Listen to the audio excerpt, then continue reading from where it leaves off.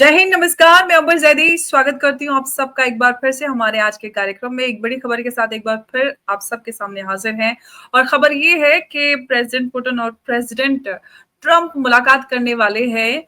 Russia और जो Ukraine war है उस पर एक बड़ा हल और एक ऑफर है, जिसमें खबर ये है कि प्रेसिडेंट ट्रंप ने जो यूक्रेन के वो इलाके जिन पर रशिया ने अब तक कब्जा कर लिया है उनको रशिया के हवाले करने वाला है, और वो भी जेलेंस्की के बिना मौजूदगी के। और ये जो टॉक है ये पॉसिबली यूएई में होने वाली है, यूएई वेन्यू रहने वाला है। और ये वार्ता प्रेसिडेंट और दोनों ही प्रेसिडेंट्स के बीच में होगी, यूएस और रशिया के बीच में, लेकिन जेलेंस्की इससे पूरी तरह से आउट है। अब सवाल ये है कि बिना जेलेंस्की के जो प्रेसिडेंट ट्रंप यूक्रेन के जो इलाके हैं जिनको वो दे रहा है रशिया को, इसके पीछे क्या कौन सी डील है और क्या इसके इम्प्लीकेशंस होंगे, क्या नतीजे निकलेंगे, इस पे हम बात करेंगे। बात के लिए मौजूद है हमारे साथ उमेश जी। उमेश जी, बहुत बहुत स्वागत है आपका। जय हिंद, नमस्कार। जय सिया राम अंबर जी। जय सिया राम। उमेश जी, खबर बड़ी आ रही है कि जो यूएस और रशिया है इसके बीच में वार्ता शुरू हो रही है, और वार्ता जो होगी वो होने वाली है, यूएई वेन्यू रहने वाला है। और इस सब से जेलेंस्की पूरी तरह से आउट हैं।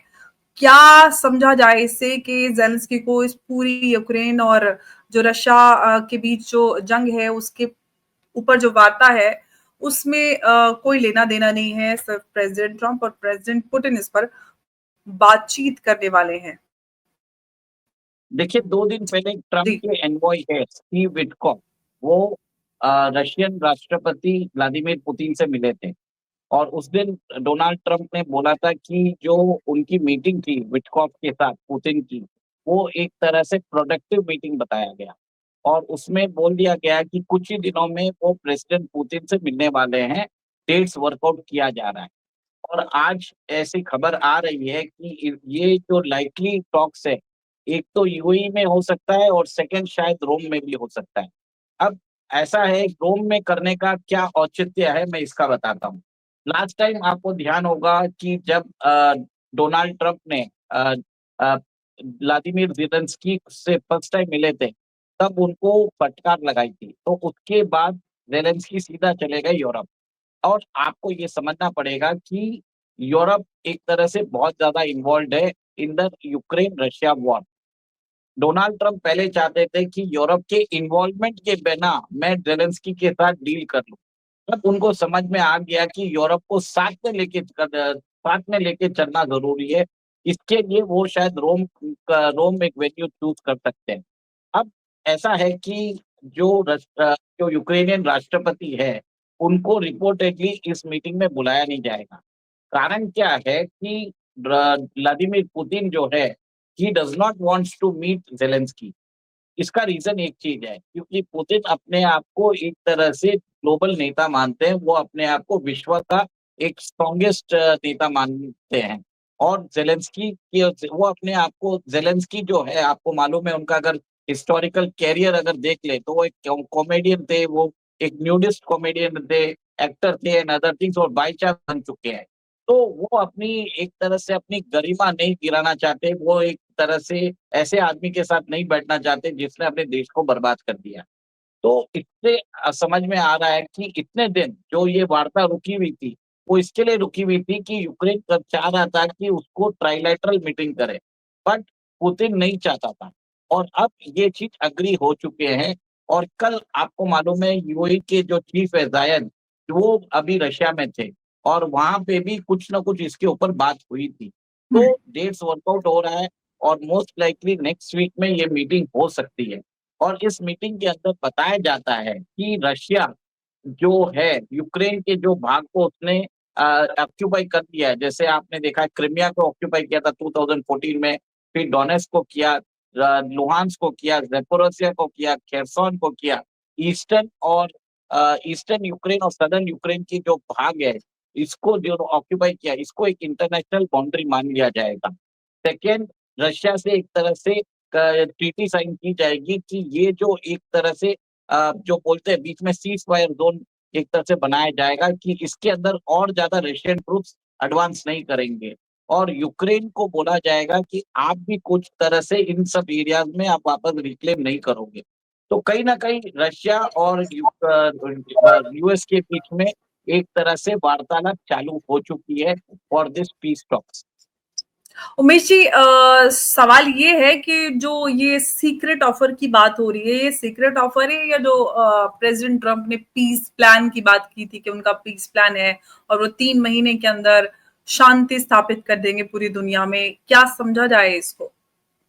देखिए, बहुत सारे रीज़न हैं। ट्रम्प ने अपने बड़बोलेपन में बोल दिया था कि अगर वो रहते तो ये यूक्रेन और रशिया का वॉर होता ही नहीं, स्टार्ट ही नहीं कर होता, और उन्होंने हुँ, बाइडेन को खरी-खोटी सुनाई थी। सेकंड, उन्होंने बोस्ट किया था वो आते ही 24 घंटे में ये युद्ध को बंद कर देंगे। उन्होंने ट्राई भी किया था, पर वो पॉसिबल नहीं हुआ, क्योंकि यूरोपियन यूनियन का इन्वॉल्वमेंट था। तो इस बार क्या है, वो यूरोपियन यूनियन का इन्वॉल्वमेंट कर रहे हैं और ज़ेलेंस्की को दरकिनार कर रहे हैं।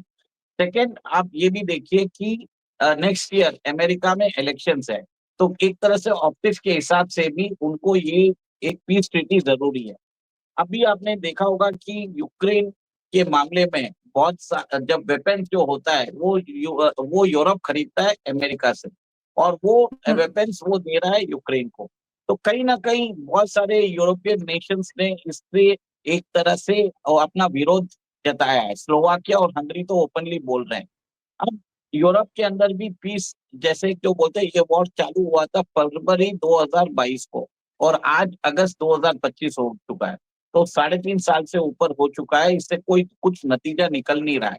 इसी के और आपने देखा है कि कैसे यूरोप के अंदर रिसेशन आ चुका है। सो ये रिसेशन के कारण अब मुझे लग रहा है कि कहीं न कहीं यूरोप भी चाहता है कि ये पीस डील हो जाए। अब ये जो पीस ट्रीटी की बात की जा रही है, देखिए यूक्रेन की सहमति नहीं ली जा रही। यूक्रेन के जो राष्ट्रपति है उनको बुलाया नहीं जा रहा है। एक तरह से violation of international law accord भी हो रहा है। बट डोनाल्ड ट्रम्प एक जीत चाहते हैं। वो एक तरह से अपनी जो साख है वो बचाना चाहते हैं।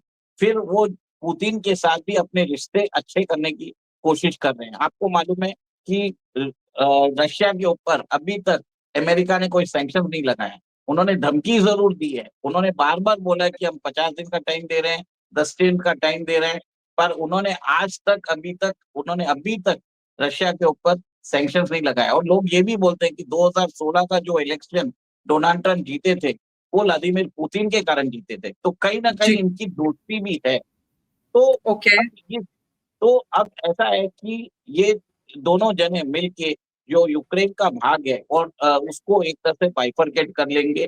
जो ईस्टर्न यूक्रेन है, जिसके ऊपर रशिया ने कब्ज़ा कर लिया, वो रशिया के अंदर विलय हो जाएगा, और जो वेस्टर्न यूक्रेन है, वो इनडायरेक्टली अमेरिकन रूल में आ जाएगा।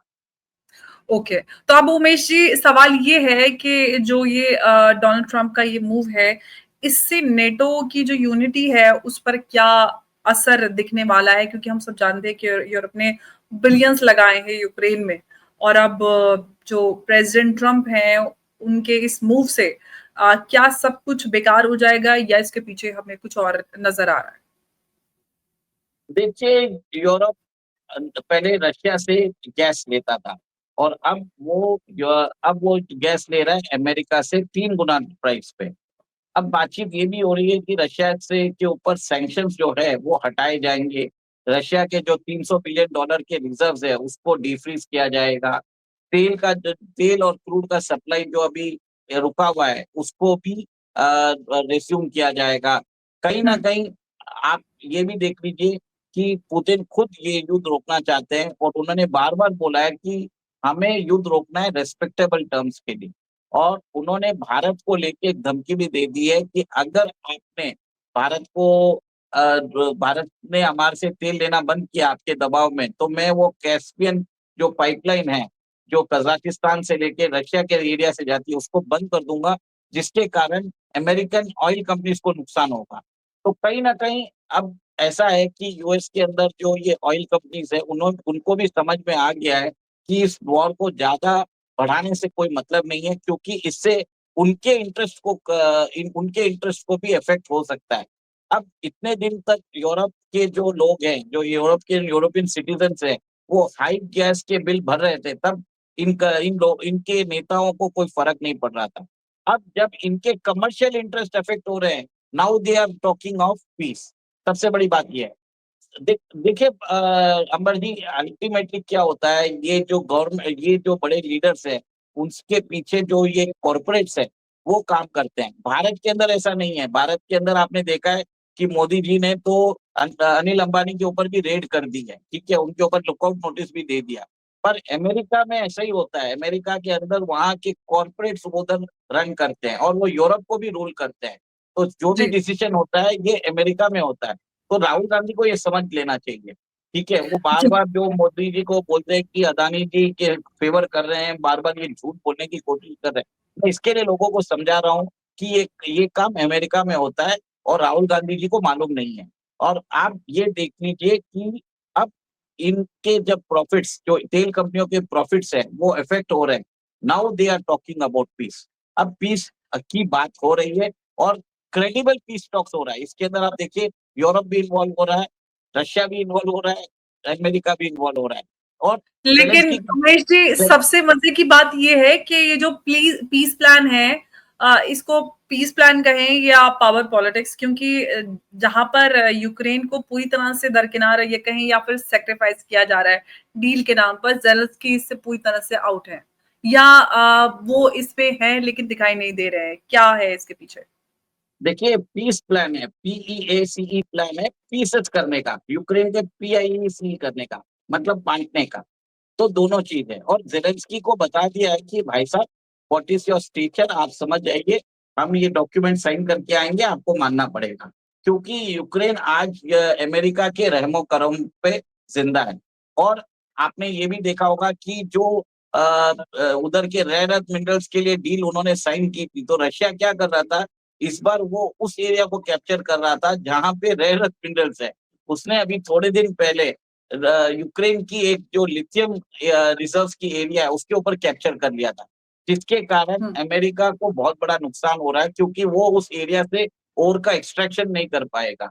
तो कहीं ना कहीं जो रशिया यूक्रेन के अंदर एडवांसमेंट कर रहा था, कि जिससे अमेरिका वो रेयर अर्थ मिनरल्स के लिए, यूक्रेन के रेयर अर्थ मिनरल्स के अंदर वो अपना 50% शेयर लेना चाहता था, कहीं ना कहीं उससे भी फर्क पड़ा है।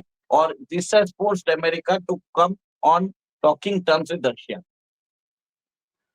तो अब सवाल ये है उमेश जी कि अगर ट्रम्प और पुतिन के बीच ये बैक चैनल से डील होती है, क्योंकि अभी पता नहीं है कि क्या डील होनी है, सीक्रेट डील बोली जा रही है, अगर ये होती है तो दुनिया को कहें कि दुनिया डेमोक्रेसी से डिक्टेटरशिप के साथ ये पूरी तरह से हैंडशेक होते हुए देखेंगी कि किस तरह से ये सब किया जा रहा है।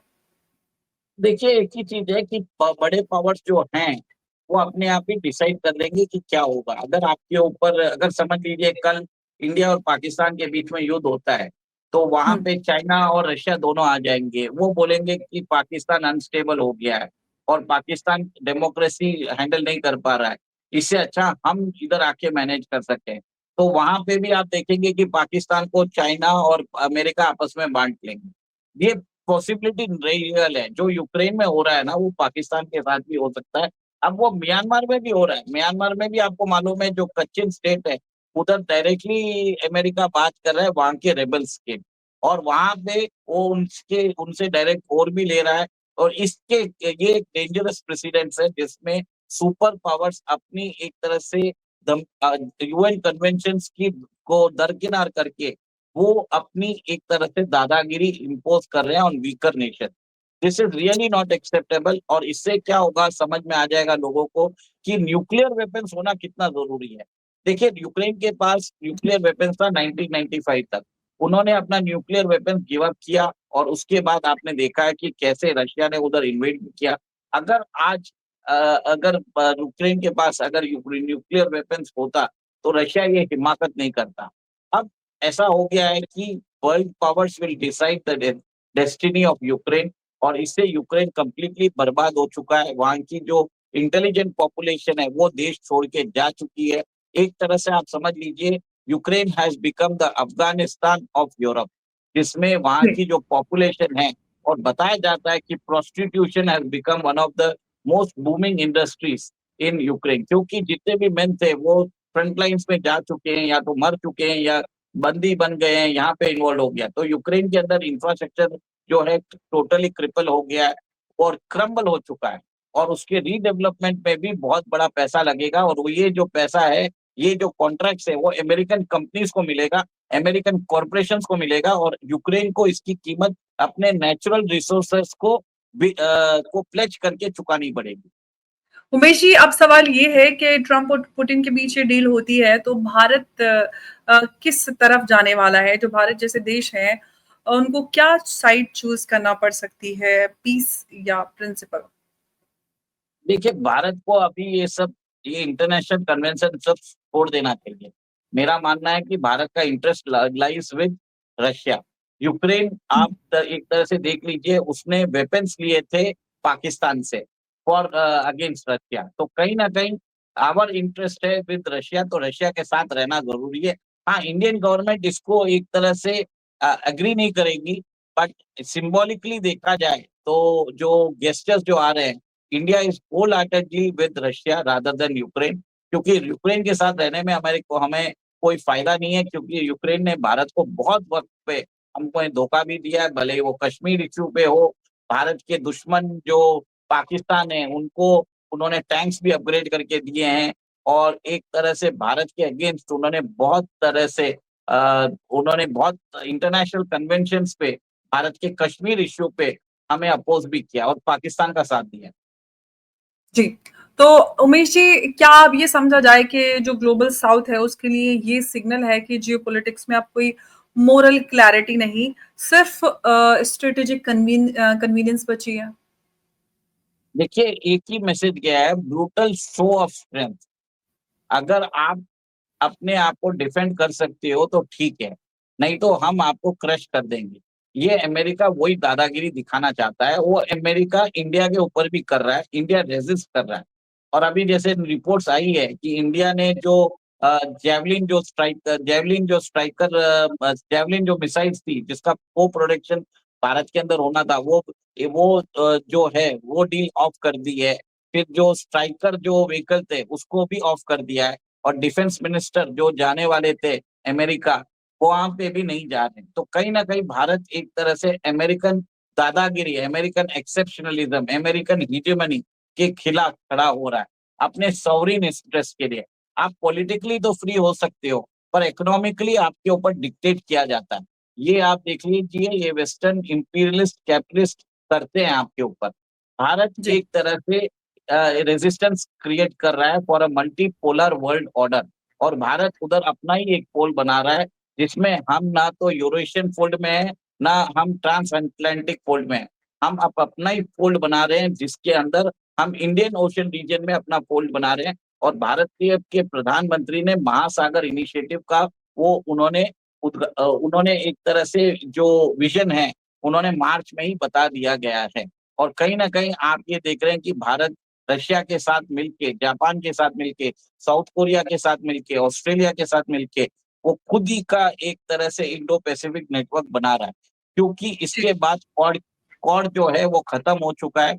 भारत और अमेरिका का टाइस आर डेड। मतलब अब इस लुनाटिक ट्रम्प जब तक रहेगा, आप नहीं समझ सकते कि ये भारत और अमेरिका के बीच में रिलेशंस नॉर्मल होंगे। अगर ट्रम्प जी। चुप रहता है 1 महीने तो शायद कोई बातचीत बन सकती है, पर ट्रम्प तो ट्रम्प है, वो चुप रहने वाले नहीं है। कुछ ना कुछ बकवास तो करनी रहेगी। तो लोग उनको इग्नोर भी करेंगे, उनको दरकिनार करेंगे, और उनकी बातों को तवज्जो भी देने वाले नहीं।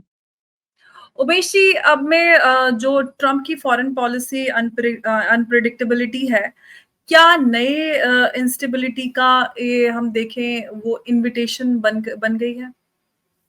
डेफिनेटली बहुत सारे कॉन्फ्लिक्ट्स इनफैक्ट निकलेंगे, आप मैं बोलूँ देखिए। कि ग्लोबल इंस्टेबिलिटी करनी कहना चाहिए, क्योंकि सिर्फ इंस्टेबिलिटी बोलेंगे तो मैसेज साफ नहीं होगा कि ट्रम्प की जो फॉरेन पॉलिसी अनप्रिडिक्टेबिलिटी है, क्योंकि कुछ भी वो करते जा रहे हैं, कुछ समझ में नहीं आ रहा है, कुछ तो कोई प्रिडिक्ट नहीं कर सकता। तो ये नई जो ग्लोबल इंस्टेबिलिटी है उसको इनविटेशन दे रहा है। वो ग्लोबल इंस्टेबिलिटी करवाएंगे। उनका एक ही चीज है, म्यांमार में प्रॉब्लम क्रिएट करने वाले हैं, वो बलूचिस्तान में नए प्रॉब्लम्स क्रिएट होंगे।